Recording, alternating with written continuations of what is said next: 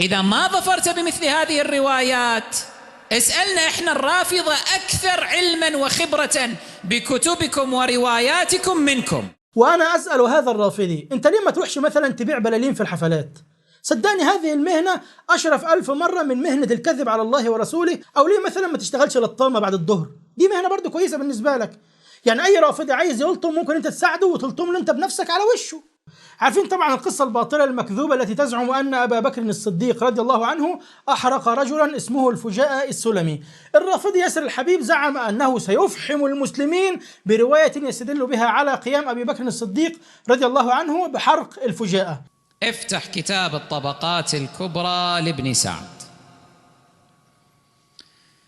المجلد 7 الصفحة 278 يقول بالنص: أخبرنا أبو معاوية الضرير ثقة قال: حدثنا هشام بن عروة ثقة عن أبيه عروة بن الزبير ثقة قال: كان في بني سليم ردة فبعث إليهم أبو بكر خالد بن الوليد فجمع رجالا منهم في الحظائر ثم أحرقها عليهم بالنار.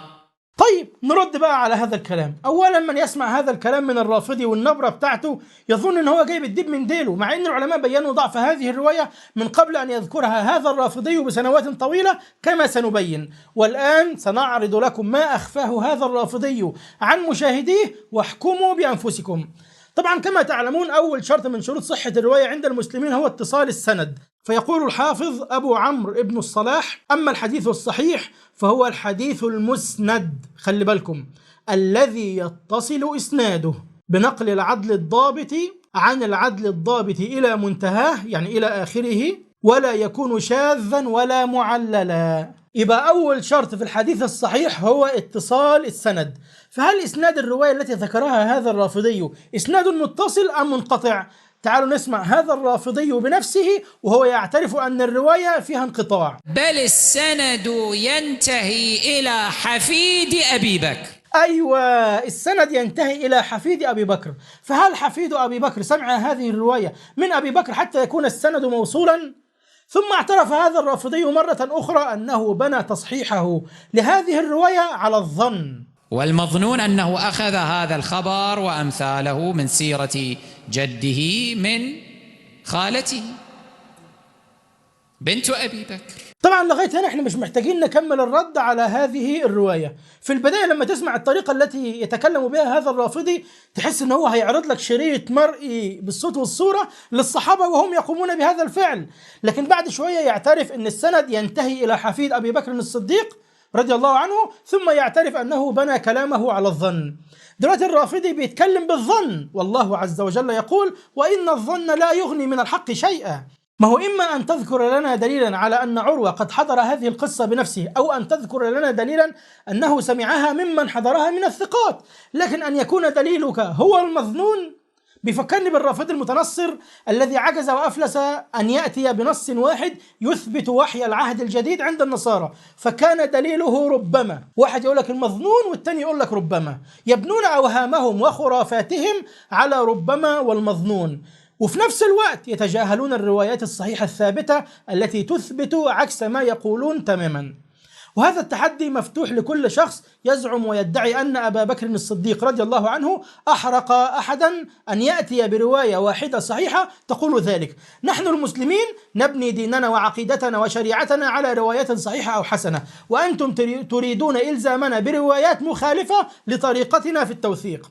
ثانيا، بعد اعتراف هذا الرافضي أنه بنى أوهامه على الظن، سنذكر لكم أدلتنا على وجود الانقطاع في سند هذه الرواية. أنت قلت لنا يا رافضي هذه الرواية من الذي يرويها عن أبي بكر الصديق؟ عروة بن الزبير. ممتاز. يقول الحافظ صلاح الدين العلائي: عروة بن الزبير بن العوام. قال أبو حاتم الرازي: عروة بن الزبير عن أبي بكر الصديق مرسل، وعن علي مرسل، وعن بشير بن النعمان مرسل. وقال أبو زرعة الرازي: عروة عن أبي بكر الصديق مرسل، وعن عمر مرسل، وعن سعد مرسل. خلي بالكم سيدنا أبو بكر الصديق متوفى سنة 13 هجرية. لا خد اللي أعجب من ذلك، سيدنا علي بن أبي طالب نفسه متوفى سنة 40 من الهجرة، وحديث عروة عن علي مرسل. يعني لو عروة قال عن علي بن أبي طالب هنقول له لا، الرواية دي مرسلة ومنقطعة، فما بالك بروايته عن أبي بكر الصديق الذي توفي قبل وفاة علي ب27 عاما. انقطاع كبير جدا في السند، يبقى أول شرط من شروط صحة الرواية غير متحقق في هذه الرواية، فكيف يستدل هذا الرافضي بها علينا؟ ثالثا، إليكم المزيد من فضائح هذا الرافضي التي تبين كذبه على عوام الشيعة. وإذا كنت لا تصدقني فصدق على الأقل ما ذكره المحققون منكم.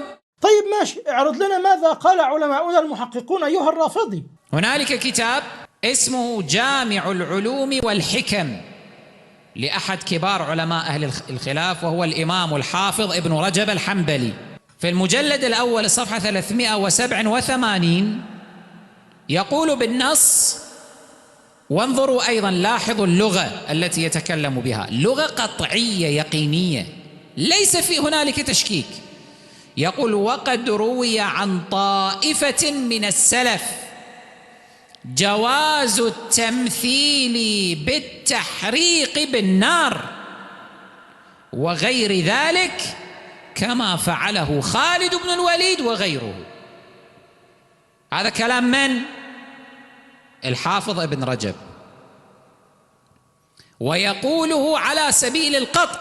طيب سؤال لهذا الرافضي، هل اللغة التي يتكلم بها ابن رجب حقا لغة قطعية ويقينية؟ ابن رجب بدأ الكلام بقوله روي عن طائفة من السلف، فهل كلمة روي من ألفاظ الجزم والقطع عند المحدثين والمحققين؟ أمام حضراتكم كتاب ألفية الحديث للحافظ العراقي يقول: وإن ورد ممرضا أي أتي به بصيغة التمريض كقوله ويذكر ويروى ويقال ونقل وروي ونحوها فلا تحكمن بصحته. ويقول الحافظ السخاوي: وألفاظ التمريض كثيرة كيذكر ويروى وروي ويقال وقيل ونحوها. إذن كلمة روي هذه من صيغ التمريض والتضعيف عند العلماء والمحققين، لكن سنفترض أن الحافظ ابن رجب الحنبلي بيصحح الرواية، فكان ماذا؟ إيه اللي حصل يعني؟ هل نحن ملزمون بأي اجتهاد مجانب للصواب من أحد علمائنا الأجلاء؟ علماؤنا أنفسهم نصوا على أنه يجب على المسلمين اتباع الحق بدليله وليس اتباع أشخاص العلماء. رابعا، نأتي إلى الطامة الكبرى لياسر الحبيب في هذا المقطع. كتابه جامع العلوم حقق من قبل علماء من أهل الخلاف، ممن حققه شخص حجة عندهم وهو شعيب الأرناؤوط، حققه بالإضافة إلى تحقيق إبراهيم باجس معه. فلما وصل إلى هذه العبارة لابن رجب علق عليها بأن أخرج في الهامش رواية صاحب الطبقات التي ذكرناها للتو بهذا السند، وعلق على هذا السند بقوله: وهذا سند رجاله ثقات رجال الشيخين البخاري ومسلم. بعد ماذا تريد أكثر من هذا الوضوح؟ طيب تعالوا نشوف ماذا أخفى هذا الرافضي الكذاب عن أتباعه ومشاهديه. هذا هو الكتاب أمام حضراتكم على الشاشة، وهذه هي الرواية كما ذكرها الشيخ الأرناؤوط. قال: وهذا سند رجاله ثقات رجال الشيخين. وهنا توقف الرافضي ولم يكمل كلام الشيخ الأرناؤوط. الشيخ بيقول إيه بعدها؟ إلا أن عروة لم يدرك أبا بكر. هذه الجزئية حذفها الرافضي وبترها من كلام الشيخ. لماذا حذفها وبترها؟ لأن هذه الجزئية تهدم استدلاله بالرواية كلها. قوله إن عروة لم يدرك أبا بكر معناه أن الرواية فيها انقطاع. شوفوا ابن عبد البر بيقول إيه في التمهيد، الكلام ده أتمنى أن الإخوة يسجلوه عندهم. يقول: وقال سائر أهل الفقه وجماعة أصحاب الحديث في كل الأمصار فيما علمت الانقطاع في الأثر علة تمنع من وجوب العمل به، وسواء عارضه خبر متصل أم لا، وقالوا إذا اتصل خبر وعارضه خبر منقطع لم يعرج على المنقطع مع المتصل، وكان المصير إلى المتصل دونه.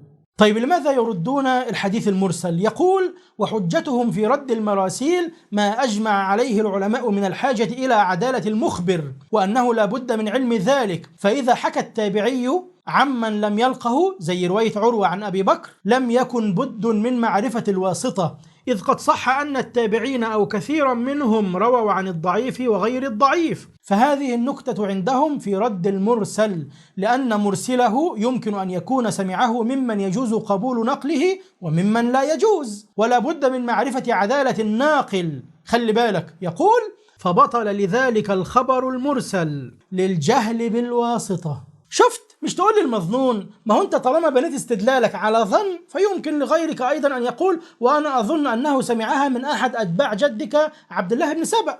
كل واحد من حقه يظن الظن اللي هو عايزه. يقول ابن عبد البر: ثم اني تأملت كتب المناظرين والمختلفين من المتفقهين واصحاب الاثر من اصحابنا وغيرهم، فلم ارى احدا منهم يقنع من خصمه اذا احتج عليه بمرسل، ولا يقبل منه في ذلك خبرا مقطوعا، وكلهم عند تحصيل المناظرة يطالب خصمه بالاتصال في الأخبار، والله المستعان. كلام جميل ونفيس جدا والله، حاجة كده آخر ألاجة. إزاي أنت عايز تحتج علينا برواية مرسلة ونحن أصلا لا نقبل بالحديث المرسل؟ ثم لماذا أيها الرافضي بترت كلام الشيخ شعيب الأرناؤوط ولم تكمله؟ ما هذه الفضيحة؟ فعلا والله هذه فضيحة. نفس الكتاب ونفس الشيخ اللذان يستدل بهما هذا الرافضي يقولان إن الرواية منقطعة، والمنقطع قسم من أقسام الضعيف، ومع ذلك تجرأ هذا الرافضي أن يقطع كلام الشيخ الأرناؤوط ويستدل بجزء منه، مع أن الجزء المبتور ينسف كل استدلاله في هذا المقطع. لما الكذب على الناس؟ دلوقتي أنت أيها الرافضي ياسر الحبيب واحد من اتنين، أو بص، أنا هسيبك أنت تجلد نفسك بنفسك. إما أنك كاذب إما أنك جاهل. إذا كاذب تصفع بالعلم والحقيقة، إذا جاهل تعال نعلمك. عرفتوا ليه عوام الشيعة بيتركوا التشيع؟ لأنهم فقدوا الثقة في معمم الرافضة. فقدنا الثقة بهؤلاء الشيوخ، وتبين أنهم مجموعة من الكذبة والجهلة والمنافقين. فعلا هذا هو حال معممي الرافضة، مجموعة من الكذبة والجهلة والمنافقين. ليس عند الرافضي أدنى مشكلة أن يبتر كلام الشيخ لكي يقنعك أن الشيخ بيصحح الرواية، مع أن الشيخ أصلا بيضعف الرواية. عارفين الشيخ الأرناؤوط في تحقيقه لسير أعلام النبلاء قال إيه على نفس هذه الرواية؟ الكتاب أمام حضراتكم على الشاشة. هذه هي الرواية. قال الشيخ الأرناؤوط: أخرجه ابن سعد من طريق أبي معاوية الضرير عن هشام بن عروة عن أبيه قال. ثم قال الشيخ: ورجاله ثقات لكنه مرسل. فما هو حكم الحديث المرسل عند أهل الحديث؟ قال الإمام مسلم في مقدمة صحيحه: والمرسل من الروايات في أصل قولنا وقول أهل العلم بالأخبار ليس بحجة. وقال الإمام ابن أبي حاتم الرازي: سمعت أبي وأبا زرعة يقولان لا يحتج بالمراسيل. تاني: لا يحتج بالمراسيل، ولا تقوم الحجة إلا بالأسانيد الصحاح المتصلة. قال ابن أبي حاتم: وكذا أقول أنا.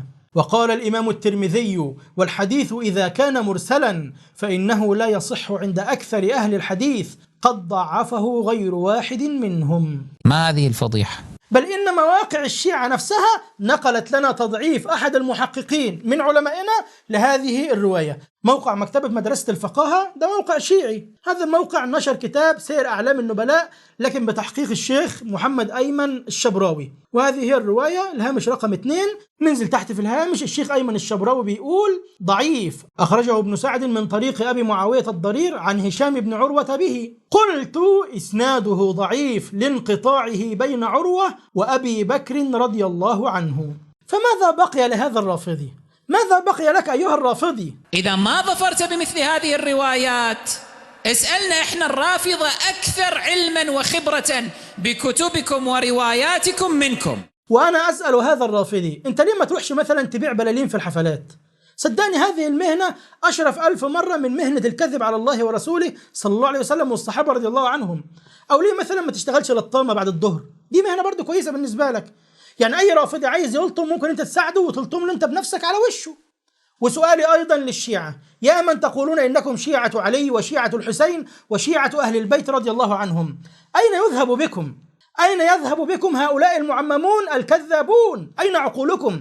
كيف تتبعون هؤلاء الكذابين؟ كيف تسلمون عقولكم ودينكم ومصيركم في الآخرة لهؤلاء الدجالين؟ لا حول ولا قوة إلا بالله، وإنا لله وإنا إليه راجعون. عارفين ليه الرافضي ياسر الحبيب وغيره من الرافضة يقومون بالتدليس على عوام الشيعة بهذه الطريقة بلا خجل أو حياء؟ أنا من وجهة نظري أن هناك سببين لهذه الفضيحة. السبب الأول أن دين الشيعة الرافضة يبيح لمعتنقيه أن يكذبوا ويدلسوا على خصومهم وأعدائهم، وقد افترى الروافض الأوائل أتباع ابن سبأ على رسول الله صلى الله عليه وسلم أنه قال: إذا رأيتم أهل الريب والبدع من بعدي فأظهروا البراءة منهم وأكثروا من سبهم والقول فيهم والوقيعة، خلي بالك من الحتة اللي جاية دي، وباهتوهم كي لا يطمعوا في الفساد في الإسلام ويحذرهم الناس. وتعالوا نشوف تطبيق أحد معممي الشيعة الرافضة لهذه الرواية. نبهت يعني شنو مولانا؟ يسألون السيد الخوئي: سيدنا أن فلان يشيع قضايا فاسدة بين الشباب باسم الدين، يشيع بعض القضايا التي ليست في الدين ويعتبرها من الدين، يجوز لنا نكذب عليه ونقول للناس هذا يسوي فلان شيء وفلان شيء هو ما مسوي؟ نقول للناس هذا مسوي فلان شيء وفلان شيء هو ما مسوي، يعني شنو؟ يعني بهتان نبهته يعني نكذب عليه. السيد الخوئي يقول باسمه تعالى: نعم يجوز مباهتهم، أن نبهتهم ونكذب عليهم حتى الناس يبتعدون عنهم. أهل البدع، أهل الضلالة، أصحاب المدارس الفاسدة، أصحاب الرؤى المشتتة والمفرقة للأمة، هؤلاء لا بد من إبعادهم، ولو بأن ننشر عليهم أكاذيب حتى الناس يبتعدون عنهم. واقع هكذا. هذه في الواقع من مناشئ والأسس التي نحن نبني عليها المجتمع الإسلامي. السبب الثاني أن المعممين على يقين تام أن عوام الشيعة لن يفتحوا الكتب خلف هؤلاء المعممين ليتثبتوا ويتأكدوا مما يقولون. هو متأكد يقينا أن عوام الشيعة لما يسمعوا الكلمتين دول هيقولوا: اللهم صل على محمد وآل محمد، بس كده. حج بقى هيدور وراه ولا أي حاجة خالص. يا أخي بالله عليك، لو هذا الرافضي يعلم أن هناك من الشيعة من سيبحث خلفه من أبناء دينه، هل كان سيكذب عليهم بهذا الشكل الفاضح؟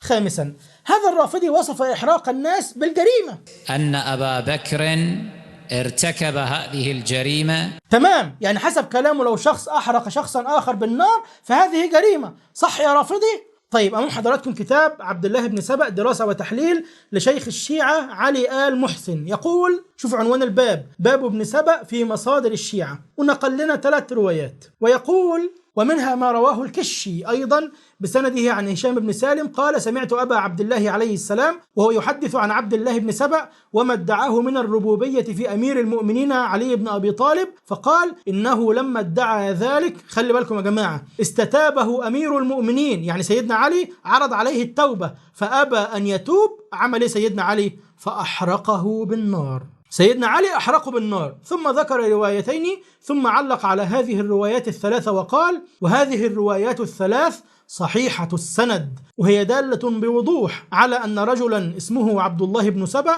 قد غلا في أمير المؤمنين عليه السلام فادعى ألوهيته، فاستتابه أمير المؤمنين علي بن أبي طالب، فلما لم يتب أحرقه بالنار وانتهى أمره.